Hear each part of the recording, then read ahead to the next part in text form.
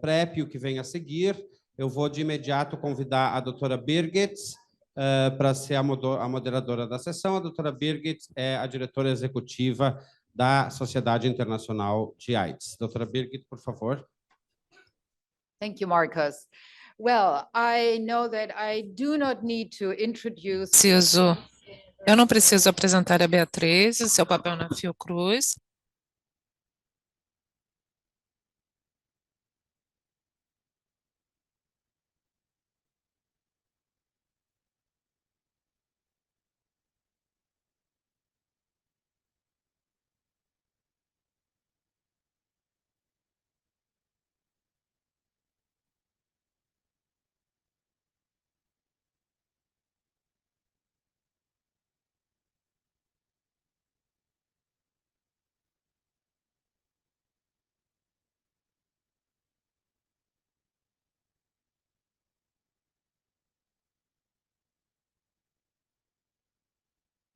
Que vai continuar a sessão anterior, que analisava onde estamos hoje, e vai agora falar do futuro da PrEP, o que vem a seguir.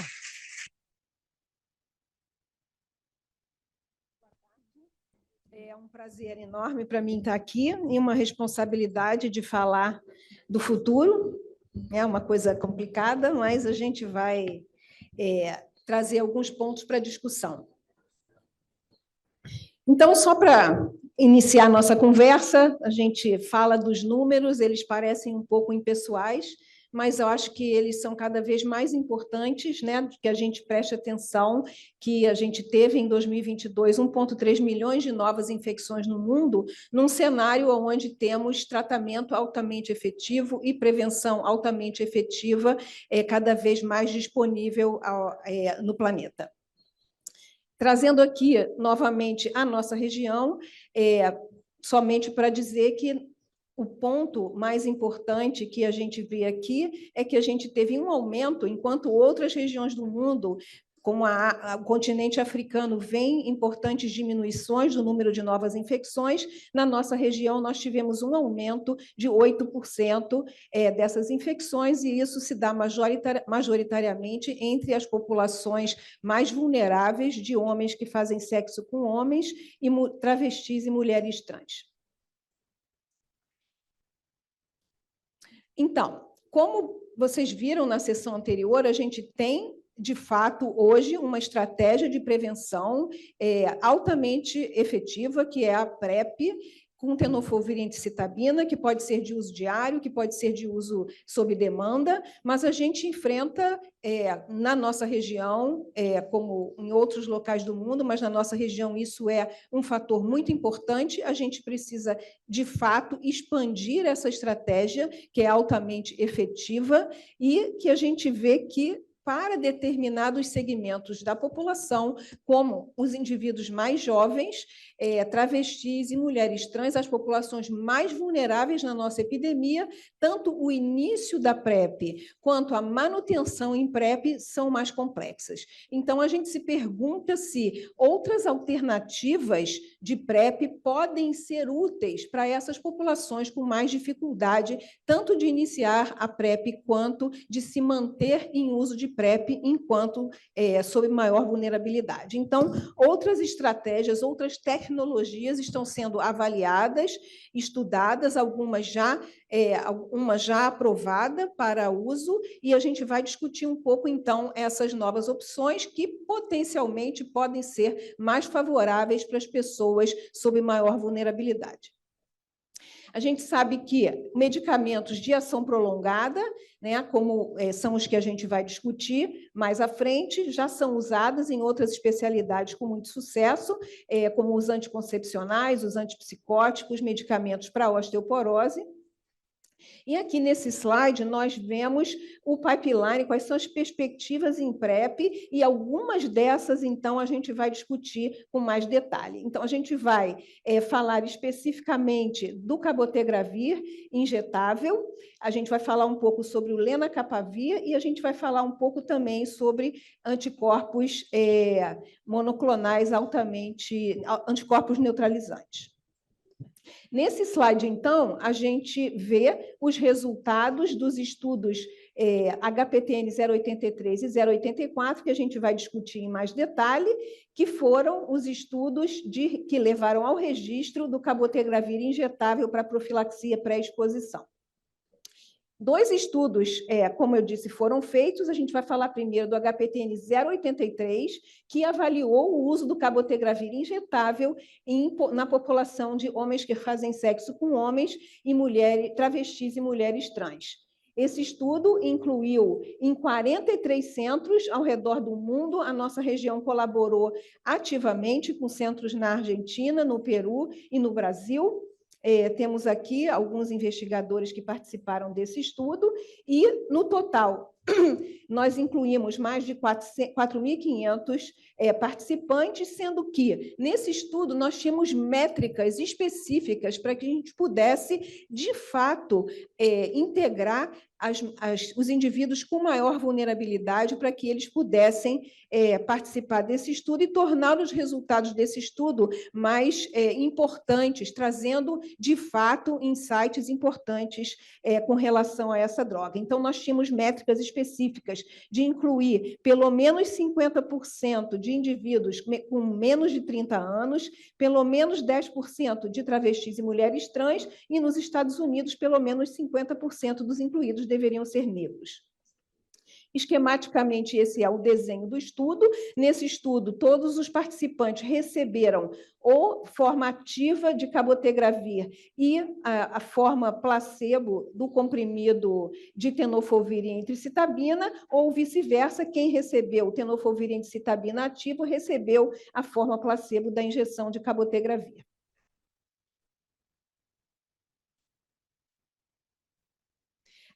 Esquematicamente, aqui nesse mapa, nós vemos a disposição dos centros de estudo. Nós vemos que, como eu já disse, a América Latina contribuiu bastante, centros no Peru, Argentina e Brasil, diversos sites nos Estados Unidos,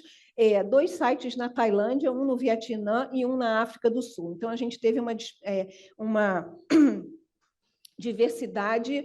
bastante importante geográfica.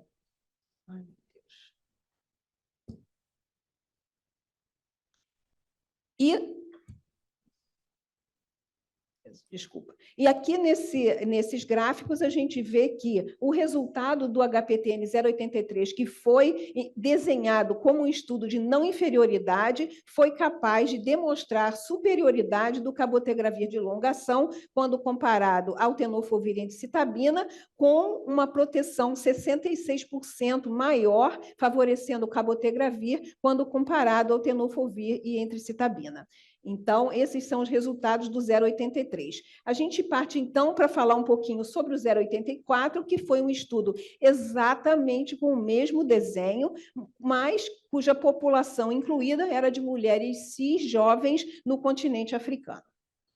E o que nós vemos então com relação à eficácia nessa população é que ela foi ainda maior, os resultados foram ainda mais significativos em favor do cabotegravir de longa ação com relação à tenofovir e entricitabina na população de mulheres cis jovens no continente africano, com uma proteção de 89% superior ao tenofovir e entricitabina. A gente vê aqui nesse slide, olhando primeiro em relação ao 083, que essa proteção ela foi homogênea nos diferentes grupos, ou seja, mais jovens, menores de 30 anos, maiores de 30 anos, na população de travestis e mulheres trans,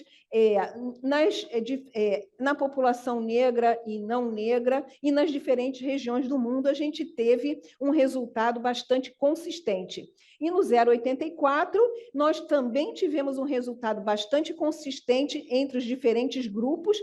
com relação também à metodologia contraceptiva utilizada e também com relação ao IMC. Então, a gente vê que os resultados não diferiram de acordo com os grupos. E, em resumo, então, O 0,83, entre homens que fazem sexo com homens e travestis e mulheres trans, a gente viu 66% de redução nas infecções pelo HIV, quando comparados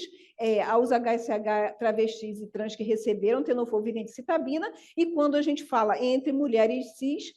no continente africano, houve uma redução de 89% com relação àquelas que usaram tenofovir e citabina.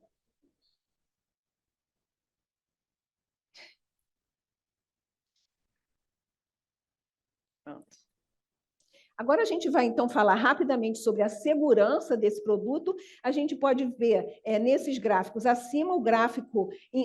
do HPTN 083 e embaixo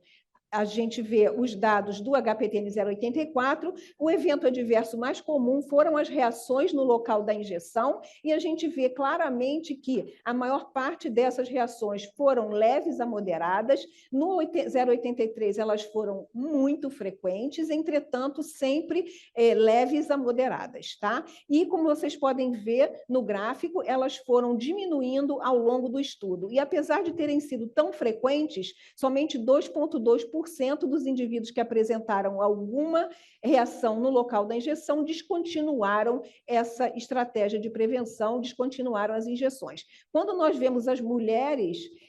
no 0,84, elas tiveram muito menos eventos adversos relacionados à aplicação da injeção e não houve nenhum caso de descontinuação relativo ao uso do injetável.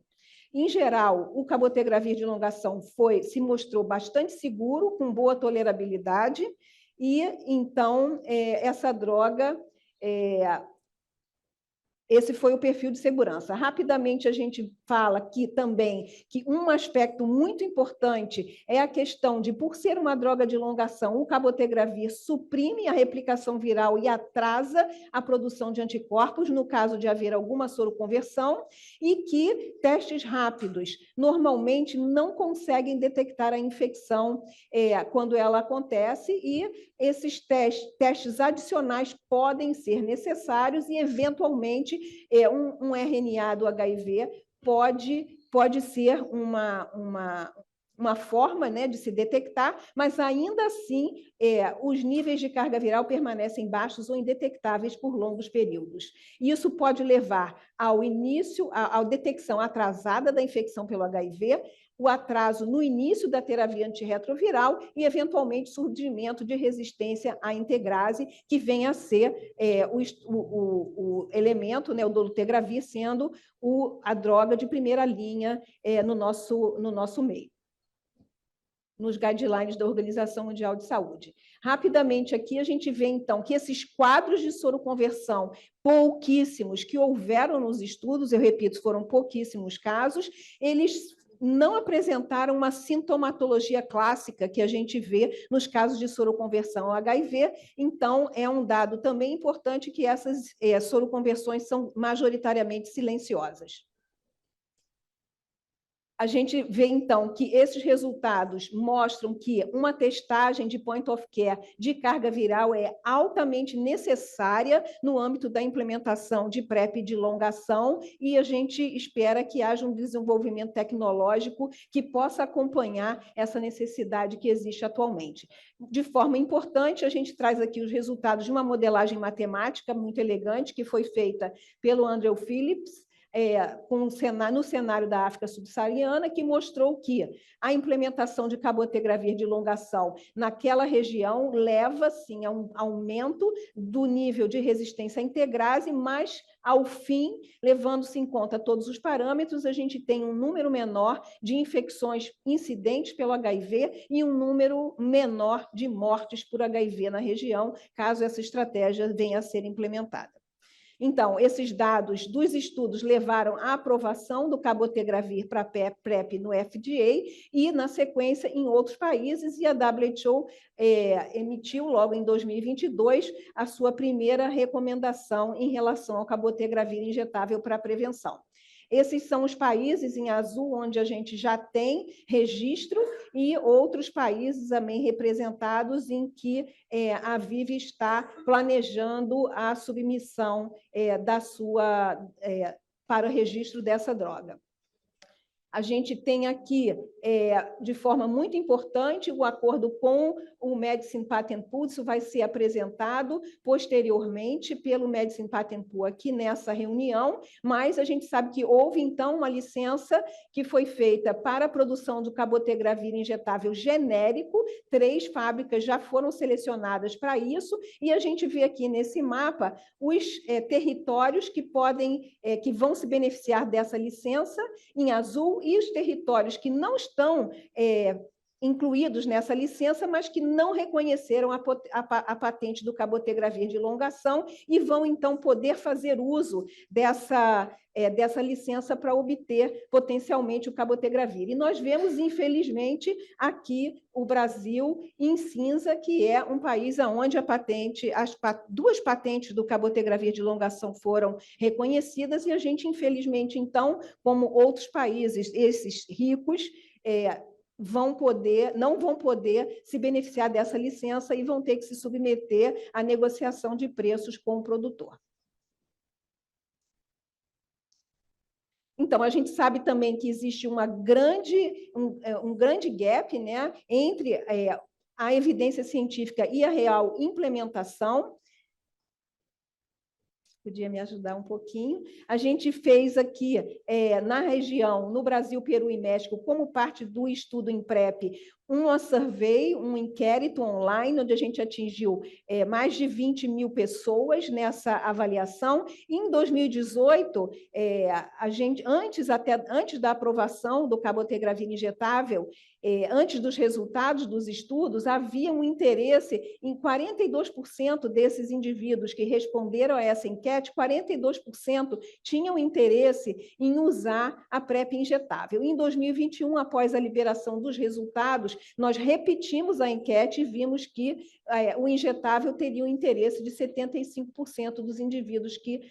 responderam às perguntas. A gente vê nesse slide, rapidamente, a lista dos estudos de implementação que vão ser realizados. Felizmente, 2 desses estudos estão na nossa região, mas, infelizmente, restritos ao Brasil, e a gente começou a incluir no nosso estudo na Fiocruz, que é o Imprep Keb Brasil, que vai acontecer em 6 centros no Brasil, com o objetivo principal de implementação de avaliar facilitadores e barreiras para a integração do cabotegravir de longação em serviços de PrEP do nosso Sistema Único de Saúde. Aqui a gente tem esquematicamente representados no nosso mapa os serviços, são 6 serviços de PrEP SUS, nas diferentes regiões. A gente tem um centro em Manaus, em Salvador, em Campinas, na cidade de São Paulo, no Rio de Janeiro, em Florianópolis. Temos investigadores nessa sala de todos os centros e... rapidamente, eu vou falar 2 minutinhos sobre o lenacapavir, que é um outro produto de longação, um primeiro inibidor de capsídeo do HIV, que está sendo desenvolvido tanto para tratamento quanto para prevenção. Nós vamos falar especificamente dos 2 estudos de prevenção que estão sendo feitos, o estudo para a população igualzinho 83 de homens que fazem sexo com homens travestis, mulheres trans, que é o Purpose 2, cuja inclusão está sendo finalizada, e o estudo Purpose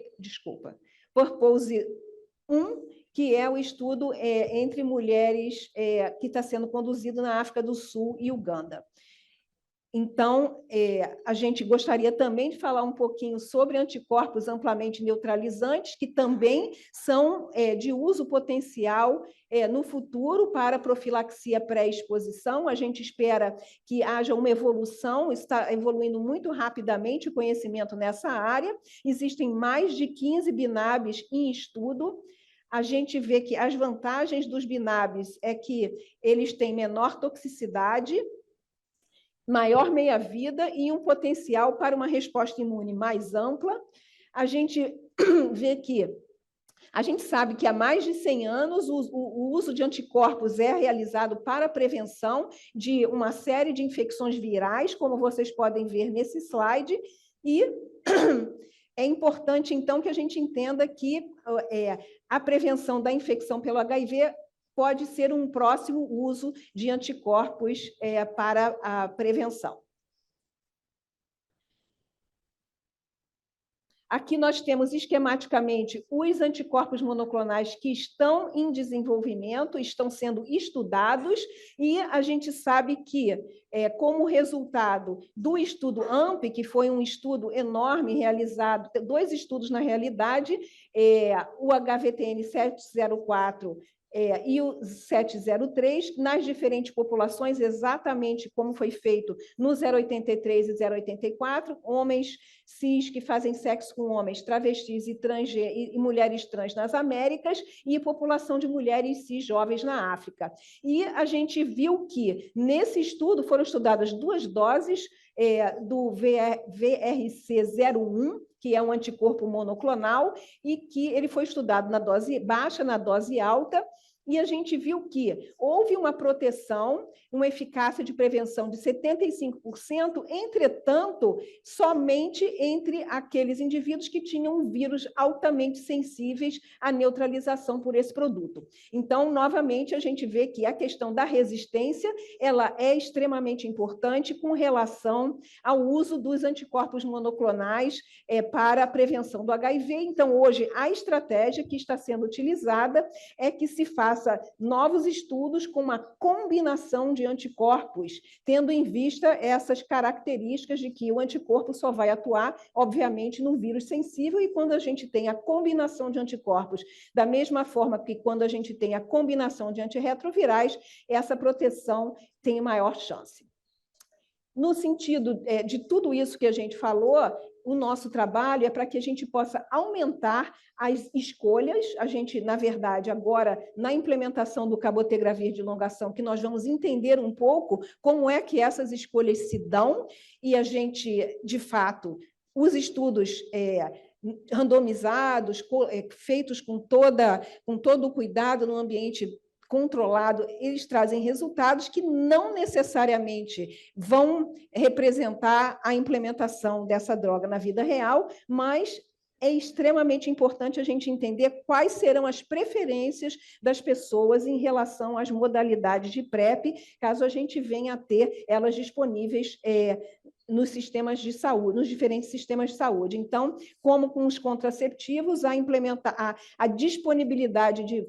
múltiplas formulações para a prevenção do HIV pode fazer com que a gente consiga ampliar, mas principalmente ampliar o uso da PrEP para aquelas pessoas que não conseguem se beneficiar da PrEP oral, porque a mensagem principal é que a gente tem a PrEP oral com tenofovir e citabina e ela é altamente eficaz. Então, a gente tem elementos em mãos para que a gente possa, de fato, atuar na prevenção do HIV. Entretanto, no clima de estigma e discriminação, que é extremamente importante na nossa região, tanto o início da PrEP quanto a manutenção em PrEP para as populações mais vulneráveis torna-se extremamente complexo. Então, não adianta, não basta que tenhamos